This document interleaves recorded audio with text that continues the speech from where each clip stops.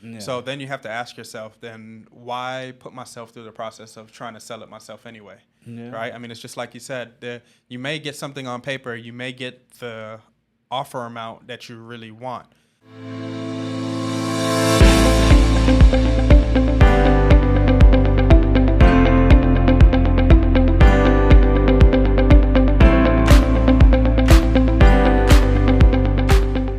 Bienvenidos a otro episodio de Atlanta Dulce Hogar. Este es un podcast dedicado a bienes raíces, comprar, vender e invertir. Today, I got the pleasure to have with me here at Worrell Thomas. Thank you, man. Thank you for coming. Of course, man. Anytime I can get on your show, man. Oh, wow, my show. It's an honor. I wish it was my show. It's everybody's. For sure. Right. So, just to break the ice, start talking. What are 3 things that your house must have besides roof, besides plumbing, electricity, cables? So I'm gonna take what I learned from my current house, right? Okay. So I definitely need a man cave. I need my own space. That's what I'm learning. Every man should have that. Yeah, for sure. Because right now, my wife kind of runs the house.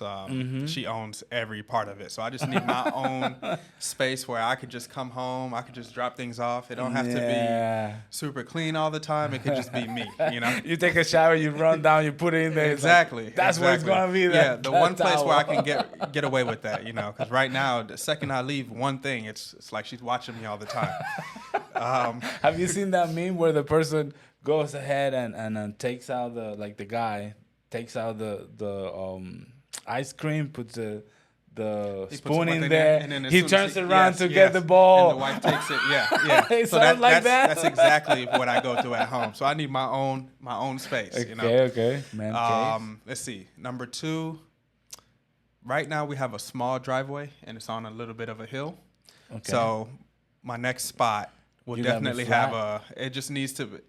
Yeah, it could be flat, but more so just have more space in there. Like our cars are super tight when we get out. I could barely open my door. Like, be careful on how wide. Yeah, it could be yeah. I didn't realize how much that would be an issue. Because if it's steep for one little bit and then it goes and if it's straightened out, then that's perfectly fine. Yeah, I just think it's the width. Like if my car and my wife's car's in the driveway, then I'm just kind of like inching out of my car every day. And you want to be the farthest away from there just in case she comes and opens and boom. Yeah. The door dings we are crazy. don't do that. Yeah. We don't do that. Yeah. My wife though, dings all over the car. Thank God she's not a subscriber, right? Yeah. I can't post this one on my page. My wife edited, so I gotta be careful. Yeah. You be careful. You be careful for sure.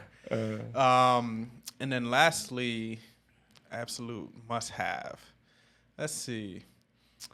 I don't know. I'm gonna switch this one up a little bit. Okay. Right now, so I'm in a townhouse, and it backs up to like a store. There's a store behind us. Oh, okay. It's Like convenience. It's like a little convenience. It's a plaza, and then there's like a convenience store and a couple of other things.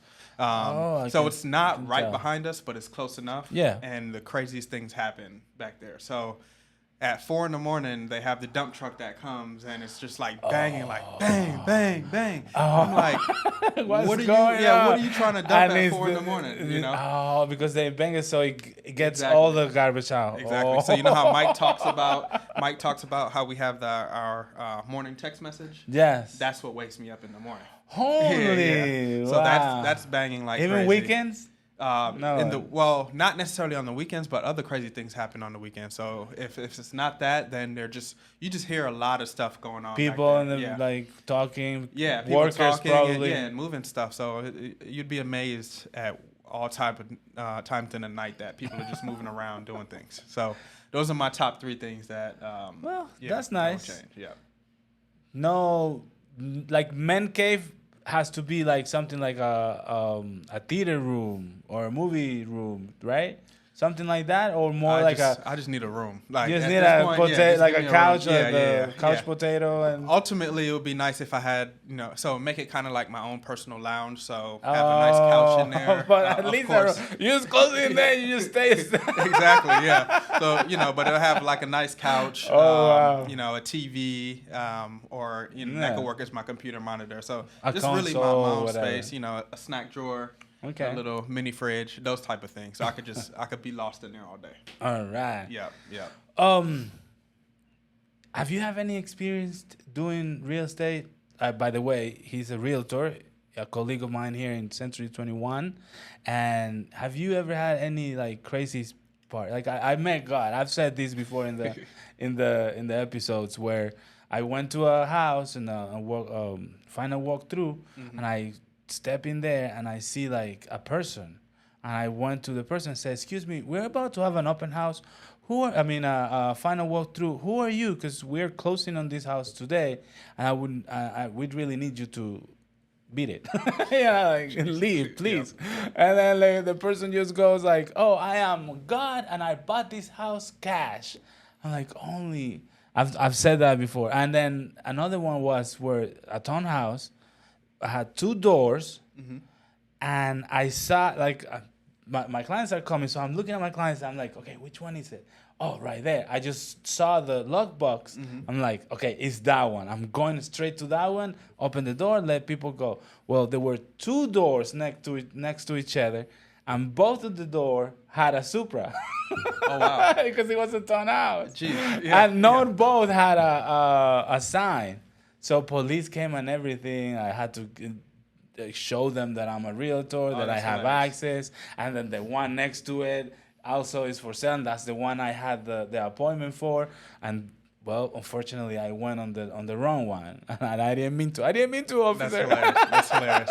So I had a similar situation as the last one you're talking about. The police didn't come or anything, but we had a house that me and an investor client, who's a newer investor, went to go look at, and it looks like an apartment building, but they're really like condos, Okay. So we're walking up to the condo, and we get the condo number, of course, because I set up the showing, and I go and knock on the door. Now the agent didn't say that somebody was living in there, like a tenant in place. So I walk up to the door, and I was like, it looks like somebody's living here. So I knock on it. Maybe it's the seller, I was thinking. So we knock on the door, and the guy comes to the door, obviously, and pulling the door up as if like nobody's getting in there today, Yeah. So I'm like, yeah. I paid. What you doing here? Right. And there's no lockbox or Supra on the door. So I'm like, okay. So he's like. So I'm like, hey, we have a showing scheduled today. He was like, no, you don't. This house is not for sale. Okay. And I'm like, yes, it is. He was like, no. He was like, you got it confused. Everybody gets it confused with the unit upstairs. So he was like, there's one right above us that's for sale. That's the right unit. So we go to the unit, and it's vacant. And it looks kind of like the pictures that we have, that we looked at. kind of. So we're walking through, checking it out, and then my client's like, "Yeah, I like this one. I think we'll write an offer." So I go back, get ready to write the offer, and I realize the original one we went to was actually for sale, and the guy lied. And because he doesn't want to go away. He doesn't want to move out. So if you ever have a tenant living in the house, just understand that they can sabotage your sale, because that's exactly what happened on this one. Not just this, like sometimes they advertise it. They know the tenant doesn't want to leave. And then the tenant has the right for privacy, for like don't be bothered, like don't disturb, this is my space. I pay for it. I don't care if this is rented. I have rights to not be bothered. Right. And one of the things that happens a lot, and some people that don't do this as a business or as a career, they don't know this. But sometimes it says inspection during due diligence.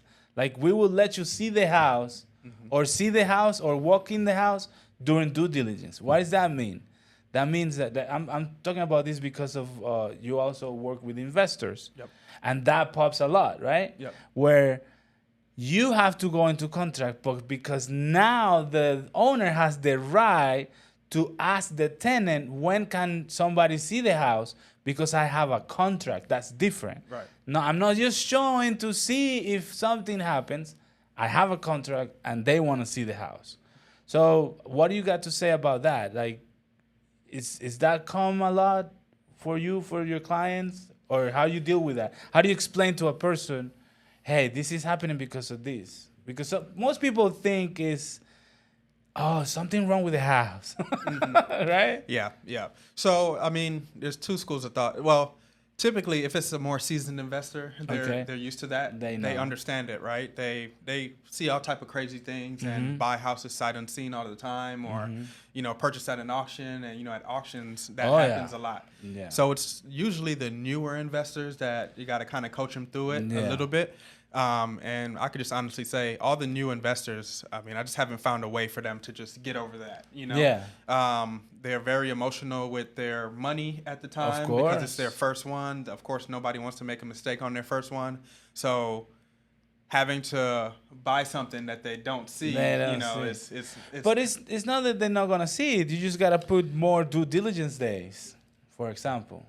Correct. Yes, that is technical, but even getting them to write the offer on something like that, typically they go, it's like, okay, let me try to find something else that I can get into a little bit before I make this big move. So I run into that, but it's so different between the unexperienced or the new investors versus the experienced one. Sometimes you have investors that are just like, just write the offer on the house, right? I haven't seen it. Yeah. Haven't even been in the neighborhood. Just write the offer on the house, Yeah. But and you're like, are you sure? Then you are like, like hold on now. But these guys, they've seen so many things, and as long as there's bones, the house is standing upright. They kind of know their numbers, I don't really have much advice to it, except for just understanding that it is a very common thing. Like, it happens all the time. Yeah.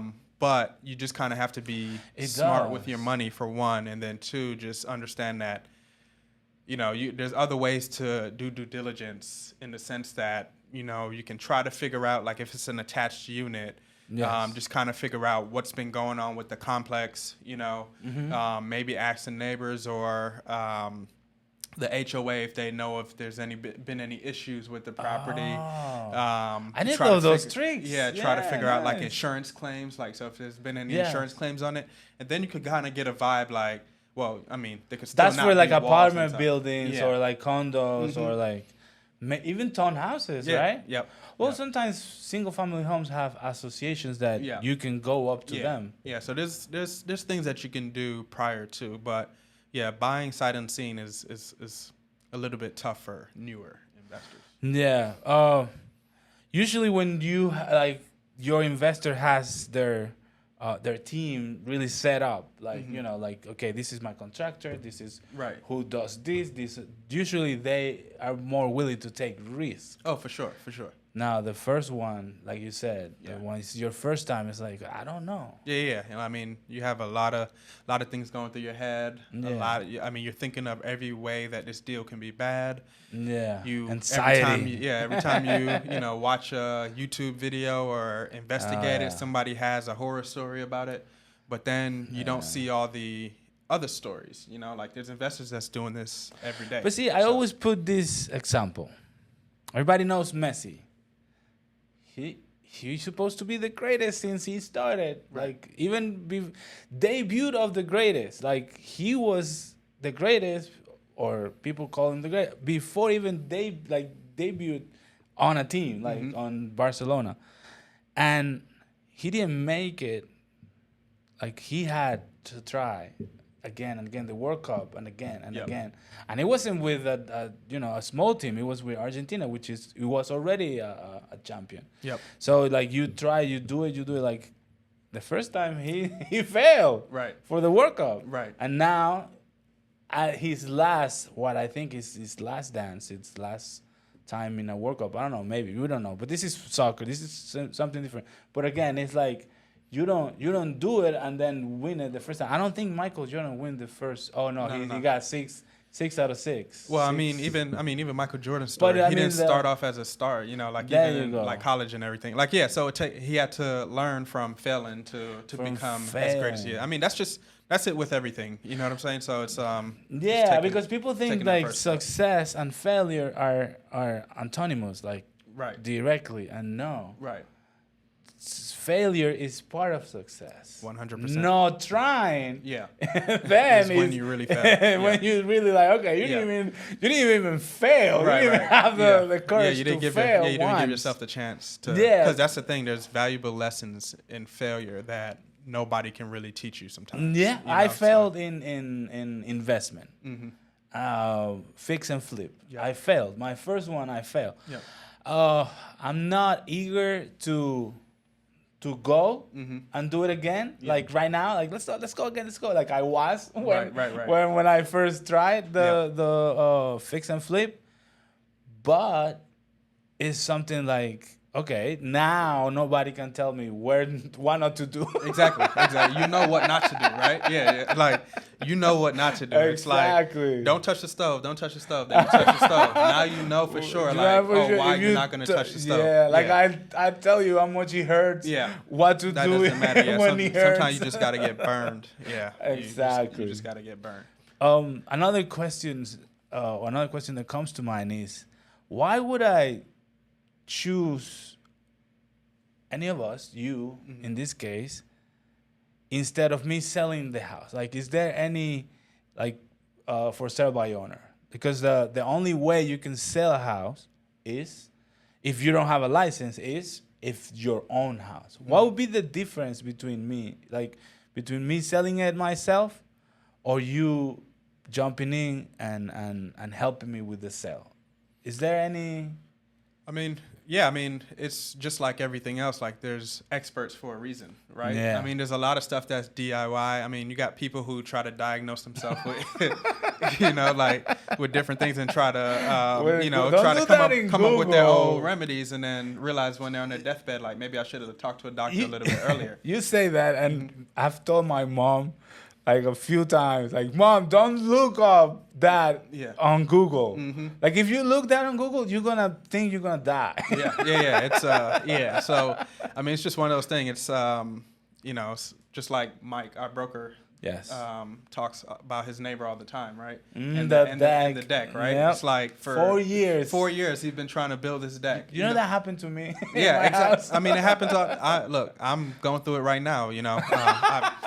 I told my wife, like, hey, my wife really wants these built-in cabinets in our house, right? We have these space for built-ins. When they built the house, they didn't put them in there. And we bought the house after somebody's been living in there. All of a sudden, my wife just feels like the cabinets need to be there. We need the cabinets. And I'm like, somebody was just living. We bought it from somebody, and it hasn't been there. So obviously, it can buy and sell without it being there, right? Yeah.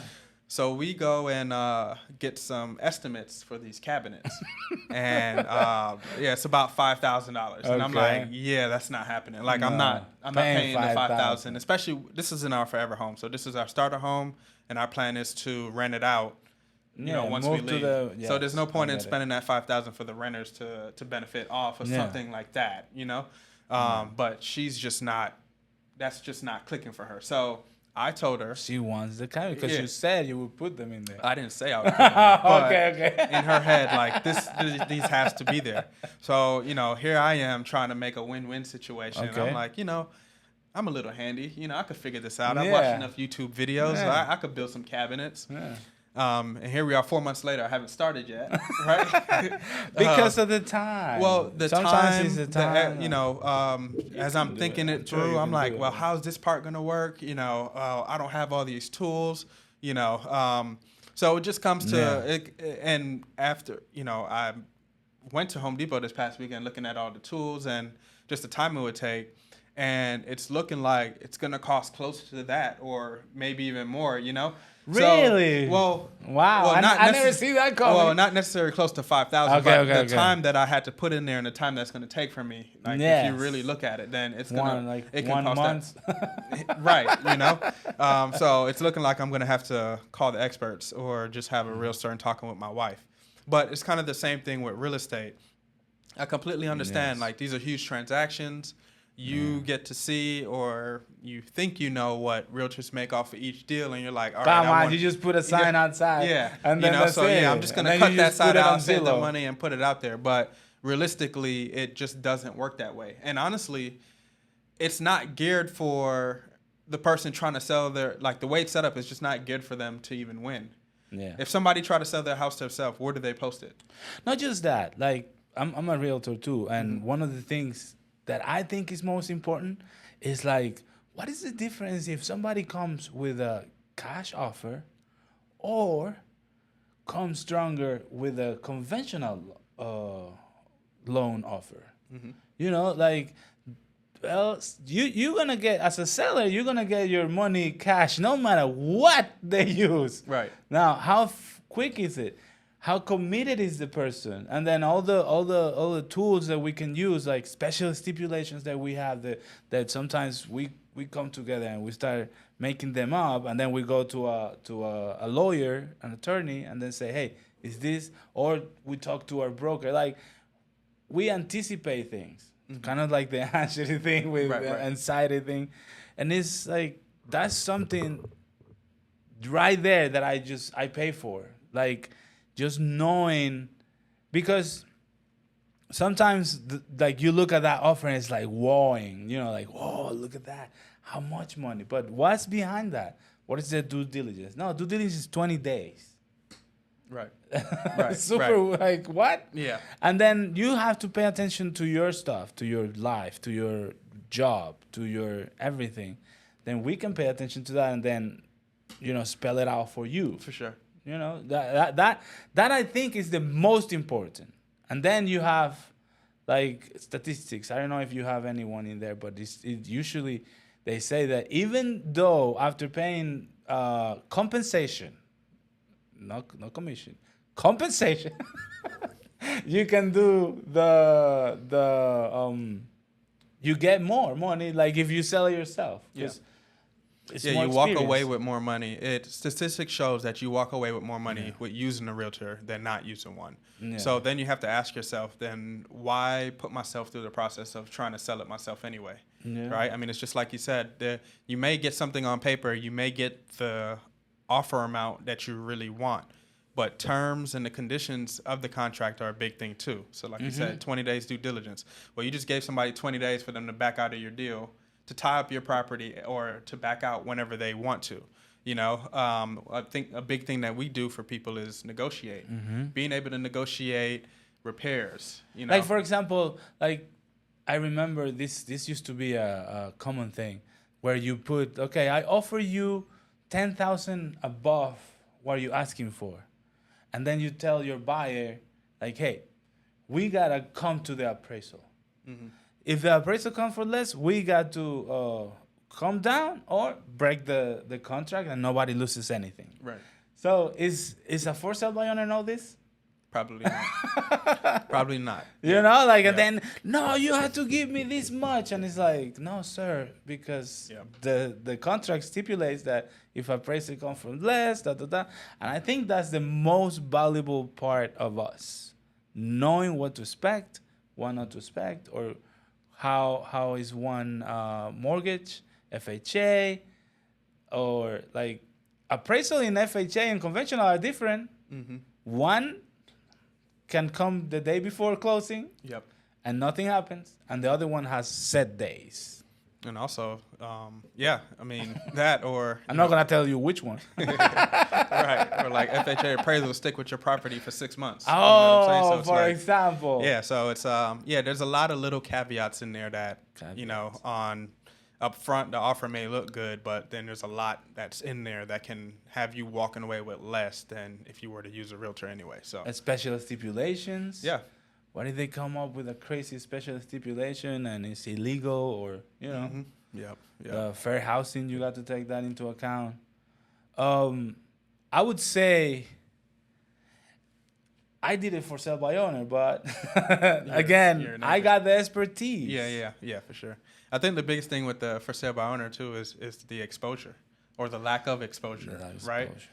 They say, oh, I just put it up on Zillow. and they think just like you. Yeah, you know. So, but it's not the same Zillow. Like you have to. I'll give you a project right now. Go find a for sale by owner house.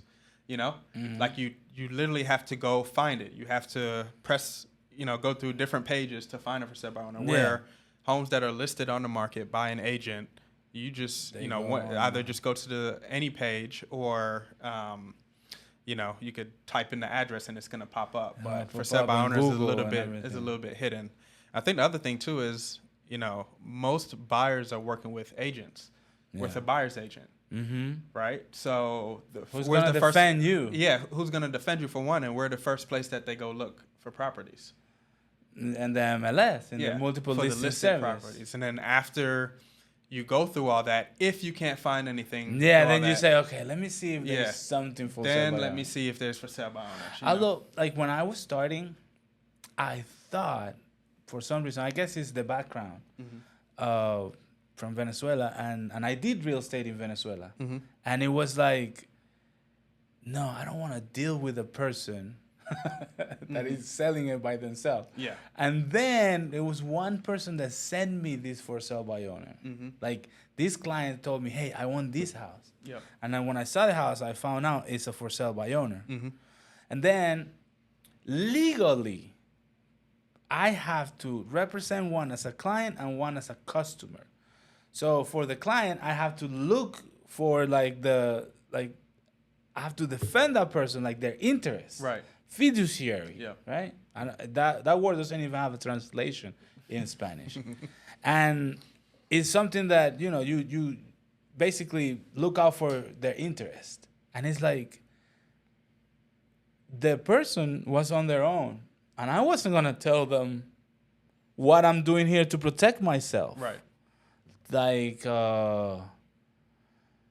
I don't recall like right away, but it's something like you always try to protect the person that is being your client. Yeah. Even though, well, the compensation that's something different. But it's like I recommend you look for somebody that defends your interests because I'm not allowed to defend both interests because then I will be it will be conflict of interest. Right.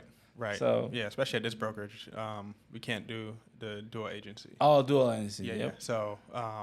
So yeah, you want somebody to have your best interest at heart. You want somebody that's going to, going to be fighting for you and making sure that you walk away with the most amount of money and the best deal that they can. Or keep you away from a bad deal. Yeah. Right. Yeah. It's if I didn't get in real estate, I don't see how I'd feel comfortable selling my house myself. Really? Yeah, like if I wasn't a real estate agent, it's just too much. It's too many moving parts. The calls. Yeah, and the amount of calls too, and that's the thing.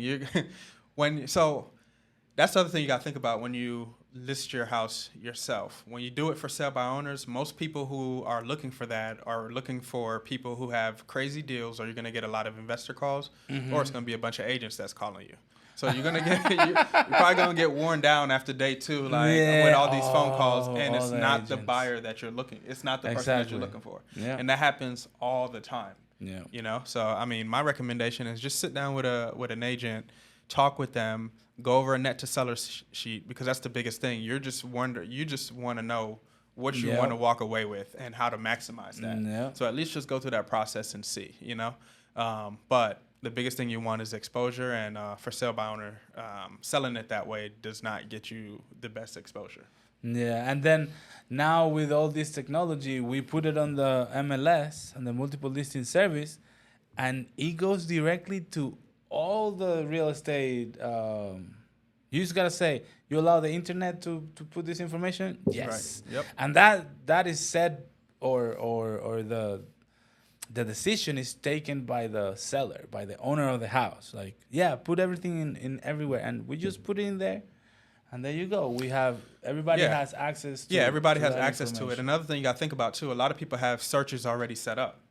So not only do they have access, but they're getting alerted. The concierge. Yeah, so they get alerted as soon as, if that house matched their criteria, they're getting an alert. Versus you trying to sell it yourself, they're not getting that alert. They have to go actively search for that Just house. Like the example, I have a buyer.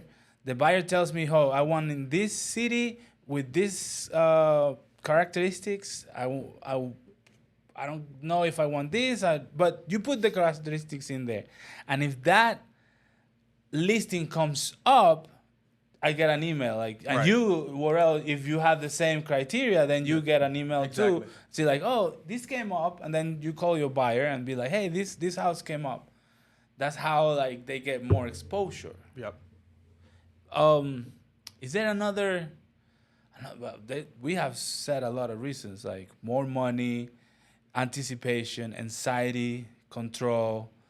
Oh, one that I like a lot and is true. Like, we have gone through this so much that we put emotions away from the deal. Right. Because that's happened to us Yep. several times in our careers, in our times being realtors. But you don't.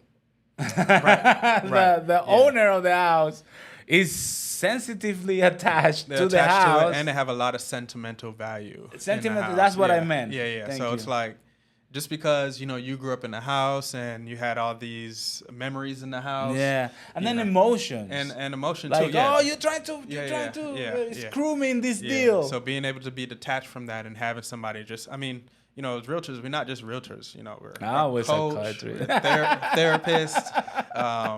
We do everything. Mentor. Everything. You talk you off the ledge if we need to, but even handymans. Yeah, everything. So a resource. Not with cabinets. Though. Yeah, definitely not with cabinets. But yeah, I mean, there is something to be said to be detached from it. So you're not emotional in the deal. That's right. So yeah, I mean, there's. So I'll tell you this: my first listing, I was so excited. I was like, "Yeah, my listing! Like I got it. I'm gonna." I was in a team, and they gave it to me, and I'm like, "Yeah, I'm gonna take care of you. Right.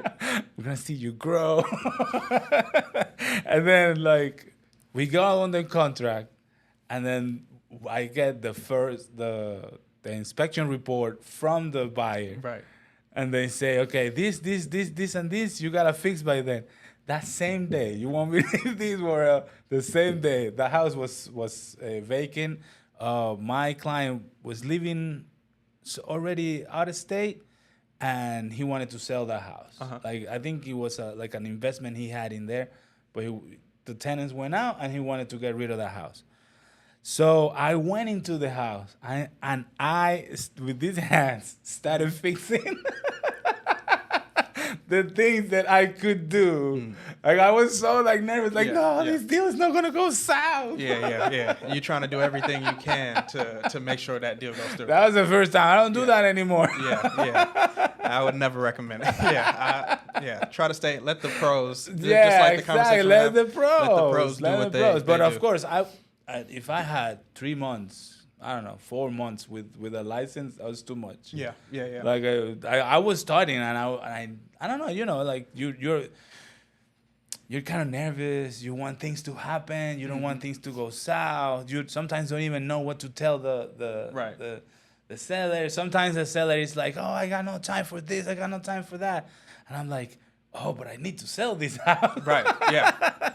I went in there. It was like the pile. And everything that I told the seller is like, but that was good. But I didn't see anything with that. Like, Yeah.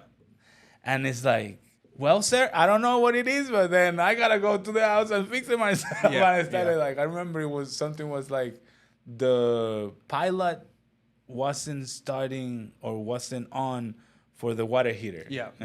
Things like that. And it's like, oh my God, we need that pilot on. Yeah.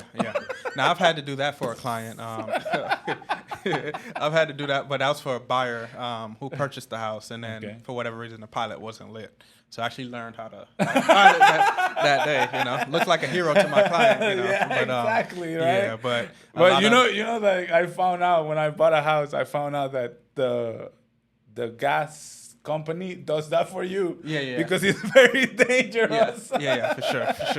Yeah. So but it just goes to show too. It's like, even with that passion, like wanting to make sure you get it sold for you, like that's something to say for you trying to help somebody get in their house sold. Yeah, so. And then it's not an easy transaction, and it's so many things that goes on or not. It's a lot, and every one of them is different. That's the thing. It's like we're real estate and everybody's ninjas. trying to not lie, but everybody's hiding their weaknesses. You know, everybody's like, for like some buyers, they say, oh, let's extend until the 5 more days, the contingencies. Yeah. And then you're like, oh yeah, sure, okay. I don't want your earnest money. I don't want to take it away.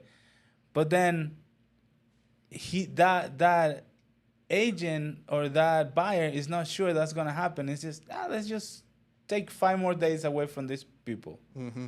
But then it's like, if you put certain stipulation in place, then you like rule out stuff. You know, like no, okay, more earnest money. No, I'm not willing to put more earnest money because I'm not even sure I will qualify. Right. It's like, then let's move on, look for somebody else, Yeah. and let me put this house on the market again. Because another thing is that your house, just like when, no, we can see the house during due diligence. When the house comes back in the market, what's wrong with the house? Right, that's what people... And it's not usually the house. Mm-hmm. Usually it's the buyer that didn't do things right, that didn't have an agent that guide him well. Mm-hmm. I don't know if you have any other... please interrupt me if you have any other thing that could go wrong. I mean, that's the thing about it. It's a million things that can go wrong, you know? Yeah. So, all right, there you go. yeah, I mean, it's a million things. And that's why it's important to use a realtor, because we're in this day in and day out. You know, every transaction is like a new adventure for us, because every client is different. Every scenario is different. So we've touch the stove a lot of times to know that, you know what I'm saying? Like to know that okay, burns. maybe we shouldn't do this, and or maybe this isn't a good idea, or here's where you go for this, here's what you watch out for, because if you allow this, then you'll walk away with even less money, and it's going to tie up your time. So yeah, I mean, it's good to have the expert to be able to help. And then the expert is being watched by the commission, the real estate commission. Well, not even just that. I mean, you got your broker. Yeah, you got your broker who doesn't want to get in trouble. So they have compliance. We have compliance brokers in place. So as soon as we turn something in, hey, we need this on there. We need this by a certain amount of time, and they're letting our clients know, hey, this needs to be turned in by a certain amount of time. Our team is amazing. Yeah. So it's I mean, I'm on autopilot when it comes to them. Yeah, because the craziest part is that some people say, oh, transaction coordinator, oh, that's cheap. No, our transactions coordinators are brokers. Yeah. So they know it. Yeah, and brokers that's been doing it for a while too. So they've been through some things and just making sure that we don't go through them again. So they're very on top of it, and that's also another reason. Even if you're gonna look for a realtor, you kind of vet out what resources they have, because you want your realtor to focus on you and have your best interest at heart. So if you have somebody keeping your realtor in line and making sure that you're not out of compliance or anything like that, then you're just getting even extra help. But it's all needed right now. Yeah, truly, like I wouldn't. And the best example or the best reason is like, why would you medicate yourself if your toe hurts, Exactly. Well, yeah, I mean, or you might even need medicine, but how do you know you're getting the right one? Exactly. Like that's or the right dosage, right? It's like, so something hurts, you take medicine for it, it doesn't fix it. Now that thing that hurts is causing something else to hurt. Yeah. And now, because you wanted to sit there and do it yourself, now you're in a worse... Or it takes forever. Yeah, you're in a worse situation, and you don't realize how much that affects... So that's the other thing with for sale by owners, right? Most for sale by owners are working. Like, they have their 9 to 5 job. So now you have to take away from your... Not even 9 to 5, or if you work for yourself. You have to take away from that to try to sell this house here. And you don't realize it's what might call the opportunity cost. You don't realize, like, what you're losing out because you have to spend time on this, when you could have just... had a realtor to handle it for you. Usually leave things to the experts. Like really, like it all comes to that. To like when my tummy hurts, I go to the doctor. I don't ask a friend of mine, hey, did you ever get this feeling that it hurts, what do you do? Like, no, you ask as expert. You go to the, like, okay, this guy went to medicine. That's why is so long. Yeah. But the problem with real estate is that or not the problem, the good part is that nobody's life is at risk, and nobody's gonna die from real estate. But it is true that it is rinse and repeat, and then some things go differently, and then you learn, oh, okay, this could happen. And then with all the transactions, you get so much experience. And then with friends and colleagues in the brokerage, then, hey, this happened to me. Oh, I'm going to be careful because this happened to Worrell. Yep. Or this is how Worrell fixed this. So, okay, I got another tool. Right. Even our broker, Dwayne, he has so many tricks on his belt. Is Batman makes him look stupid. Yeah. Right? Like every trick, like, oh, how do we fix this? Oh, I got this here. Mm-hmm. And it's like, whoa. Yeah. It's like So we rely on the expertise, like no matter how long I've personally been in the business. Yeah. The resources around here have been in the business 40 plus years. So they've seen all type of different markets, all type of crazy things that you could imagine that could happen in a real estate transaction. They've most likely seen it, learned from it, and then have ways to educate us how to get through it. And put tools in place. Yep. All right, Worrell, I think we talked a lot. We got a lot of only from like sell by owner. Imagine we have more things to in real estate, not just for sell by owner. Oh, for sure. This was Atlanta Dulce Hogar, un podcast dedicado a inmobiliaria, vender, comprar e invertir. So this is Atlanta Sweet Home, the podcast dedicated to real estate, sell, buy, or invest. Thank you, Worrell. Do you have any Of you want to course. say? Just buy or Yeah, we're gonna put your information here. No worries, sure. man. Anybody's looking for a good real estate agent. There you go. I love it. Yeah, please. Or if Miguel's getting on your nerve as your client, then, There you go. I'm always here. No, I'm just Of course, man. And it's true. Like, work with whoever you like, you trust, and work with those people because it's gonna be better for you and for me. Definitely. Yeah, Right? I would say, I mean, if you don't want to work with me, then that's fine. Like, please, like, don't. Let me know. Don't feel like you have to work with someone. There's always going to be the right realtor for you. And it's not competition between us. No, either, so. like the right doctor. Yeah, exactly. Yep. There you go. All right, man. Thank you so much. Bye-bye.